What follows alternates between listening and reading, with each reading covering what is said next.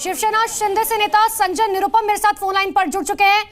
Sir, ये बहुत बड़ा हादसा हुआ है। गिरीश महाजन मेरे साथ जुड़े हुए थे, महाराष्ट्र सरकार में जो मंत्री हैं, उन्होंने बहुत क्लियरली ये बात कहा कि पुल सिर्फ इसीलिए गिरा क्योंकि पुराना हो चुका था, बकायदा टेंडर पास हो गया था, लेकिन पुल का निर्माण नहीं हुआ। क्यों, ये हमें पता नहीं। देखिए, सबसे पहले एक बहुत ही दर्दनाक घटना है ये, इसके ऊपर मैं अपना एक दुख प्रकट करना चाहूंगा। और जो वहाँ टूरिस्ट थे जो उस पुल के पास थे, इस समय आज संडे का दिन है, लोग बड़े पैमाने पर बाहर निकलते हैं घरों से घूमने के, उसमें जो हमारे टूरिस्ट वहाँ पर बह गए और या जिनके मरने की आशंका हो रही है, उन सब के प्रति मैं पहले अपनी एक श्रद्धांजलि अर्पित करूंगा।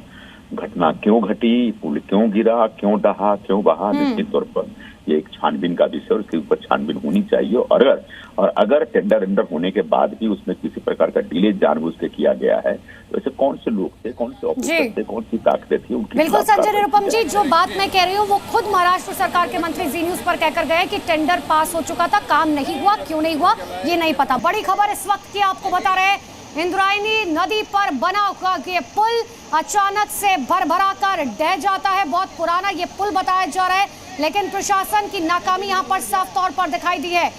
साफ तौर पर सरकार की तरफ से आदेश थे, वो स्पॉट्स जहां पर जो टूरिज्म प्लेस है, खास तौर पर जहां बड़ी संख्या में टूरिस्ट पहुंचते हैं, वहां पर निगरानी बढ़ाई जाए, जांच पड़ताल की जाए, चाहे पुल हो चाहे कोई भी जगह हो।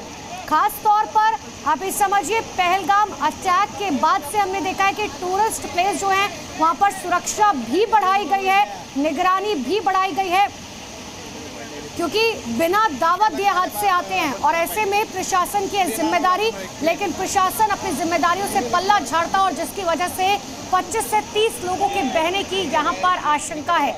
अभी समझिए कि लोग यहाँ पर अपना वीकेंड एंजॉय करने के लिए पहुंचे थे, गर्मी से थोड़ी राहत पाने के लिए पहुंचे थे, क्योंकि दिल्ली एनसीआर के साथ साथ पूरे देश भर में, मुंबई में भी चिलचिलाती गर्मी लोगों को परेशान कर रखी है।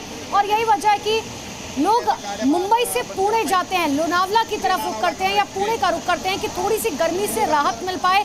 ऐसे टूरिस्ट स्पॉट पर जाते हैं जहां पर मौसम सुहाना हो, और यही वजह है कि लोग ऐसे में इंद्रायणी नदी का रुख करते हैं।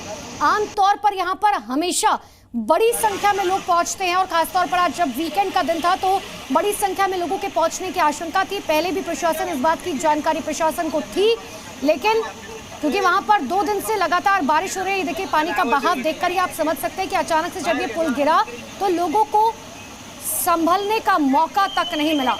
मेरे सहयोगी चंद्रकांत एक बार फिर से मेरे साथ जुड़ चुके हैं। चंद्रकांत, क्या जानकारी, क्या अपडेट वहां से मिल रहा है? अभी वहाँ ऑपरेशन कर रहा है, जो बचे लोग हैं उनको ढूंढने की कोशिश की जा रही है।